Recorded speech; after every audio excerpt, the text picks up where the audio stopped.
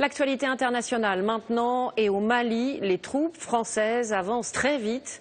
Après Gao et Tombouctou, elles ont effectué une percée vers le nord. Grâce à une opération aérienne, l'aéroport de Kidal a été repris cette nuit.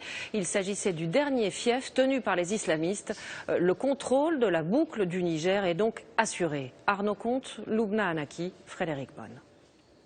Sur cette carte satellite, l'aéroport de Kidal est à peine visible car sa piste d'atterrissage est située en plein désert à 1500 km de Bamako, la capitale. Aucune image ne nous parvient pour l'instant, mais l'armée française le confirme. Ses soldats y ont pris position. D'après une source malienne, plusieurs hélicoptères et au moins 4 avions se sont posés hier en fin d'après-midi.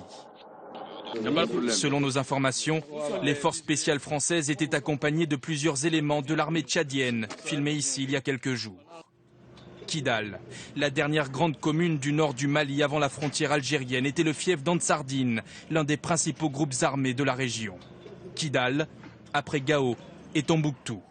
En moins d'une semaine, ces villes qui depuis 9 mois étaient livrées aux mains des islamistes ont été reprises une à une. Mais est-ce à dire que la guerre contre les terroristes est gagnée?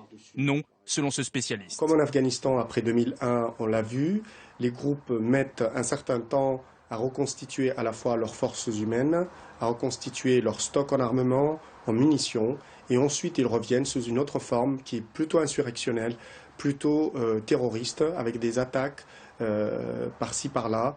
Les principaux chefs des groupes islamistes se seraient réfugiés dans les montagnes, à la lisière entre le Mali et l'Algérie, mais la France l'assure, leurs hommes seraient désorganisés et très atteints.